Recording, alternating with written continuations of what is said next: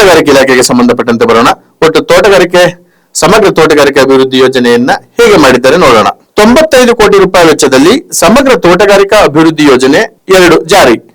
ತೋಟಗಾರಿಕಾ ಬೆಳೆಗಳ ಕುರಿತು ರೈತರಿಗೆ ನೈಜ ಸಮಯದ ಮಾಹಿತಿ ನೀಡುವ ಜ್ಞಾನಕೋಶ ಸ್ಥಾಪನೆ. ರಾಜ್ಯದ ಜೀವನ್ ಟ್ಯಾಗ್ ಹೊಂದಿದ ಹಾಗೂ ದೇಶಿ ತೋಟಗಾರಿಕಾ ಬೆಳೆಗಳನ್ನು ಸಂರಕ್ಷಿಸಲು ಬೀಜ ಬ್ಯಾಂಕ್ ಸ್ಥಾಪನೆ.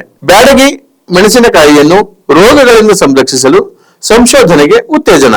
ತೋಟಗಾರಿಕಾ ಬೆಳೆಗಳಿಗೆ ಹನಿ ನೀರಾವರಿಯಡಿ 52,000 ಬೆಳೆಗಾರರಿಗೆ 426 ಕೋಟಿ ಸಹಾಯಧನ ಒದಗಿಸಲು ಕ್ರಮ.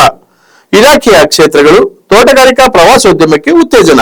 ಗದಗ ಜಿಲ್ಲೆಯ ಡಂಬಳದಲ್ಲಿ ಸಂಶೋಧನಾ ಕೇಂದ್ರ ಸ್ಥಾಪನೆ. ಇನ್ನು ಮೂರನೇದಾಗಿ ರೇಷ್ಮೆ ಸಂಬಂಧಪಟ್ಟಂತೆ ಏನೆಲ್ಲ ಬಜೆಟ್ ಮಂಡನೆಯಾಗಿದೆ ನೋಡೋಣ. ಮಧ್ಯಮ ವರ್ಗದ ರೇಷ್ಮೆ ನೂಲು ಬಿಚ್ಚಣಿಕೆದಾರರಿಗೆ 120 ಕೊನೆಗಳ ಸ್ವಯಂ ಚಾಲಿತ ರೀಲಿಂಗ್ ಘಟಕಗಳ ಸ್ಥಾಪನೆಗೆ ಪ್ರೋತ್ಸಾಹ.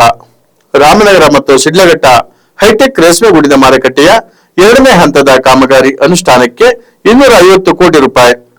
ಮೈಸೂರಿನಲ್ಲಿ ರೇಷ್ಮೆ ಗೂಡಿನ ಮಾರುಕಟ್ಟೆ ಸ್ಥಾಪನೆಗೆ ಕ್ರಮ.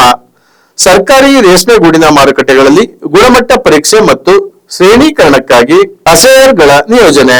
ರೇಷ್ಮೆ ಅಭಿವೃದ್ಧಿ ಯೋಜನೆಗೆ 55 ಕೋಟಿ ಅನುದಾನ.